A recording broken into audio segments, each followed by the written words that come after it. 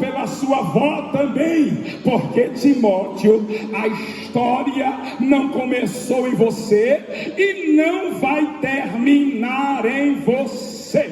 Oh glória, você pode olhar para esse vaso que veio adorar a Deus nesta noite, para ver se ele começa a ligar a turbina. Diga para ele assim: a história não começou em você e nem vai terminar por aí. Tem coisas maiores chegando, tem coisas maiores se preparando. Quem acredita neste negócio, levante esta mão lá em cima para dar glória. Ai, ai, ai, ai, ai, Timóteo, a fé já veio de Lloyd, passou para Eunice e agora está em você. E você está querendo deixar apagar o fogo da chamada que foi acesa lá atrás. Não, Timóteo, eu estou dizendo a você: desperte o dom que há em ti, que foi lhe dado pelas minhas mãos.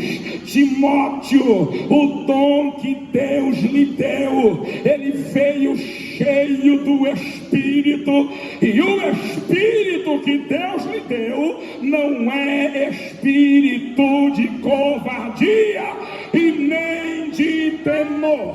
Você nem vai deixar a chama apagar e nem vai dar marcha ré. Hoje eu acendo a chama e acelero no acelerador da... Só quem acredita nesta palavra, por gentileza, abre esta boca para dar glória ao nome de Jesus. Você pode segurar na mão desse vaso, segura na mão dele aí, dá uma balançada nesse ginásio e diga para ele assim: você nem vai desacelerar e nem vai deixar a chama se apagar. Diga: hoje Deus acende a chama e acelera este instrumento. Só quem acredita. É mamacandarácia, alabutemicandórácia. Por que, pastor, acender o fogo? É porque quando está escrito em português, desperte o dom, a expressão grega é anasopirô. O que isto quer dizer? Anasopirô, pastor, quer dizer acender a chama e não deixar a chama apagar. E o que é que está fazendo a chama de Timóteo apagar? É justamente a dureza da obra, é justamente a realidade da obra, é justamente os percalços da obra. Porque a segunda carta foi escrita no ano 68, mas a primeira carta foi escrita no ano 65. Mas quando a fé de Lloyd de Eunice começou a nascer, foi no ano 48. Como assim, pastor? Daqui a pouco eu lhe explico, mas preste atenção numa coisa: é que quando Paulo deixa Timóteo, diz assim: Timóteo, quando você ainda era criança, eu já passei pregando na cidade. Timóteo, você ouviu os testemunhos, você ouviu as histórias, você sabia do que aconteceu com Pedro, porque isso era notório. Você viu a história do homem morto doente e Enéas que foi curado. Você viu a história de Dorcas, que toda a cidade ficou sabendo. Você viu a história de aonde Pedro estava preso e de repente os portões se abriram, e enquanto Paulo e Barnabé estavam em Jerusalém, e eu creio na casa de Maria, está lá em Atos capítulo 11, chega Pedro abismado dizendo: eu não sei o que aconteceu, o portão grande de ferro se abriu, eu estou batendo na porta de madeira para entrar, porque o portão que me prendia foi aberto, e o portão que não deixa eu entrar, eu estou batendo nele agora. Levante a mão para dar glória a Deus. Essas notícias de coisas grandes e tomaram o coração do jovem. E como o jovem vai sendo influenciado pelo testemunho, pela história, e agora, pastor, vai acontecer algo na cidade de Listra. E o que é que acontece? Porque a história da vida espiritual de Timóteo, ela vem lá de Atos, capítulo de número 13, quando diz a Bíblia Sagrada que o Espírito falou em Antioquia, dizendo: separai-me para mim, Barnabé e Saulo, para uma obra que eu os tenho chamado. Esta obra que eu os tenho chamado é para pregar o Evangelho. O Espírito Santo, senhoras e senhores, naquele momento separa Barnabé e a Saulo, e eles acompanhados de João Marcos, porque quando Paulo e Barnabé vieram de Jerusalém, no final de Atos capítulo 12, Marcos veio também para Antioquia. E lá em Antioquia, quando o Espírito disse Paulo e Barnabé, como Marcos veio com Paulo e Barnabé de Jerusalém, Marcos disse: eu vou com eles também. E eles começaram a andar na direção do Espírito, na rota de Deus, na revelação do Senhor. Deus vai dar a Paulo, a Barnabé e a João Marcos a rota da obra que a graça os encomendou. E está escrito assim, que eles começaram a pregar. Então estavam em Antioquia da Síria, e eles desceram para o porto em Seleucia, desceram para Seleucia no porto. A Bíblia diz que pegaram um navio e navegaram até a ilha de Chipre. Chegando na ilha de Chipre, continente africano, eles vão para a cidade de Salamina, prega na cidade de Salamina. O milagre acontece. Chegando lá, tem um aleijado. Paulo prega, o homem é curado. Vão para a cidade de Pafos. Na cidade de Pafos, depois de pregar o Evangelho, Marcos descobre, Marcos toma um choque de realidade. Então Marcos diz: esse negócio não é para mim, porque eu pensei que era mais fácil, era só pregar de cidade em cidade, mas ter que estar navegando pelo mar é complicado, porque tem onda, tem vento, tem temporal, tem tempestade, barco balança, barco agita, dá enjoo, vontade de vomitar, e não tem remédio na farmácia para quem tem problema de enjoo. Ou você encara o enjoo da viagem, ou você não vai fazer a obra. Eu vou entregar o negócio aqui. Toca no ombro desse vaso aí, toca no ombro do vaso, olhe nos olhos dele e diga para ele assim: neste negócio, diga, não tem pílula de enjoo, só vai fazer a obra quem aguentar o chacoalhar do barco na hora de navegar. Deixa eu ver quem vai, deixa eu ver quem vai. Vai ter balanço, vai ter cara feia, vai ter alguém alastrado também, vai ter alguém puxando o tapete, mas quem tem a chamada ardendo no coração está dizendo: deixa o barco balançar, mas eu vou chegar do outro lado.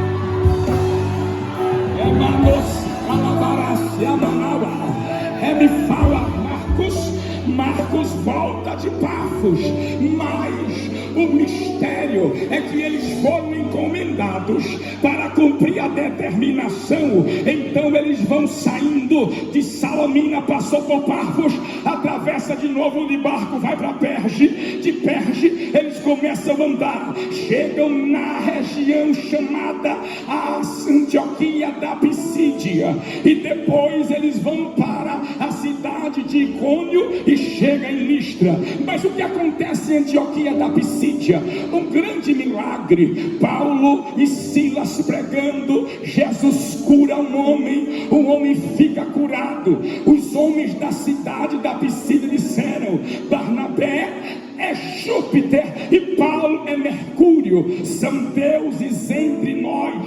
Os sacerdote de Júpiter, pastor Romerson, já trouxe o sacrifício para oferecer. Mas Paulo disse: vocês estão ficando doidos, nós somos homens que nem vocês. Então eles pararam, mas naquela região tinha uma sinagoga que ficavam com raiva, porque aonde Paulo chegava e começava a pregar, e o que é que Paulo pregava? Paulo não revelava CPF, não. Paulo não revelava endereço também, não.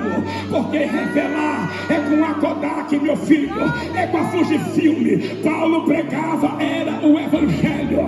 Porque você sabe qual é seu CPF, não precisa de revelação. Até porque eu sou crente de antigamente, e antigamente a gente não havia isso de ninguém estar revelando o CPF, porque Deus não precisa revelar CPF. O que Daniel disse foi que ele revela o profundo e o esconde. O profundo e o escondido.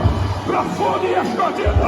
Profundo e escondido. Ele revela o profundo e o escondido.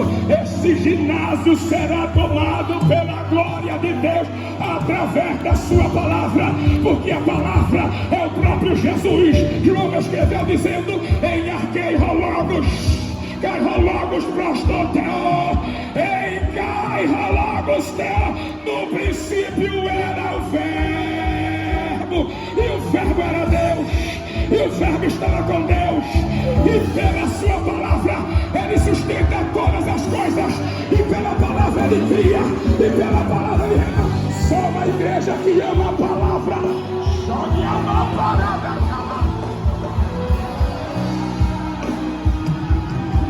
Chama Fegicama, Aladuri Karasawa Tarasa. Ele me serve de vaciar que me nascia. É a palavra. Paulo pregou a palavra e começou a ser um sermão expositivo, desde a promessa até o cumprimento, e a notícia se espalhou. No outro dia a cidade inteira veio, e quando a cidade inteira veio, a inveja dos de Icônio e dos de Antioquia da Pisídia ficaram tão raivosos que disseram: vamos apedrejar esse Paulo, vamos acabar com ele, vamos acabar. A notícia chegou para Paulo e Paulo fugiu, saiu de Icônio e chega na cidade de Listra. Me preste a sua atenção para isto. Chegou em Listra, e lá em Listra Paulo começa a pregar o Evangelho, capítulo de número 4, versículo de número 7, no capítulo 14, melhor dizendo. E ali eles pregavam o Evangelho, e havia na cidade um homem enfermo sobre os seus pés, e Listra, coxo desde o ventre da sua mãe. E Paulo olhou para ele e viu que ele tinha fé para ser curado. Então Paulo disse em voz alta: levanta sobre os teus pés. E quando Paulo gritou, todo mundo se levantou. Naquele momento o homem se levanta, o povo começa a glorificar a Deus, as multidões começam a amar, os odiosos começam a odiar. E a Bíblia vai dizer que no meio da glória e da alegria vieram os inimigos e suscitaram um apedrejamento. Apedrejaram Paulo. Paulo sofreu tanto que diz o texto que ele caiu como morto, e acharam que ele estava morto. Puxaram Paulo para fora da cidade. Mas você pensa que a história termina aqui? Não. Paulo está apedrejado, capítulo 14, e no versículo de número 20, a Bíblia diz que os discípulos, rodeando Paulo, viu que ele estava vivo, levantou ele, e no dia seguinte ele vai para a cidade de Derbe. Ele desce para outra cidade pregando o Evangelho. Ele está marcado, tá? Ele está sequelado, tá? Ele está ferido, tá? Ele está cortado, tá? Não é a primeira, ou melhor, é a primeira. Paulo está todo quebrado, mas a Bíblia diz diz no versículo de número 21, que depois que ele pregou na cidade de Derbe, ele vai retornar novamente para a cidade de Listra e passa pela cidade de novo. É nisso que eu quero que os irmãos parem para pensar. Ele apanhou em Listra, ele quase morreu em Listra, quase que a vida dele sai, mas depois que ele levanta e ele percebe, tentaram matar, mas eu não morri. Toda ferramenta preparada contra ti não prosperará, e toda língua que se levantar contra ti em juízo tu a condenarás. Por quê, pastor? Porque a ferramenta é até preparada, ela até é usada, ele até deixa que a serpente lhe morda, mas ele não deixa que o veneno lhe mate. Você vai suportar a dor da picada da semente, mas o veneno dela não vai mexer com você. Só quem está aqui acredita nesta palavra. Só os valentes de Davi, levante a mão e dê uma glória. Segure na mão esse vaso, dê uma balançada nele aí, por favor, e diga para ele assim: Deus até deixa que a serpente lhe morda, mas ele nunca vai permitir que o veneno lhe mate, porque você suporta a mordida e aumenta a glorificação do nome de Jesus. Olha agora, maior reto, chora e vai calar sério. Deus poderia livrar Daniel de entrar na cova, mas ele disse: eu vou deixar Daniel cair dentro, e quando ele cair, eu desço para passear no meio do leão, e eu digo ao leão: não toca nele, não toca nele, não toca nele, não toca nele, não toca nela, não toca, não toca, não toca, não toca nele. Porque, pastor, você vai suportar a noite da cova para a glória de Deus aumentar. Eu vou dizer um negócio aqui. Levante a mão direita lá em cima, por favor. O céu está pairado no ginásio aqui de Pojuca. Deus está dizendo a você: eu vou deixar lhe jogarem na fornalha aquecida 7 vezes, com plateia para ver o fogo lhe destruir, mas o fogo não vai lhe destruir, ele só vai aumentar a glória do meu nome na Babilônia. Abra a boca, abra a boca.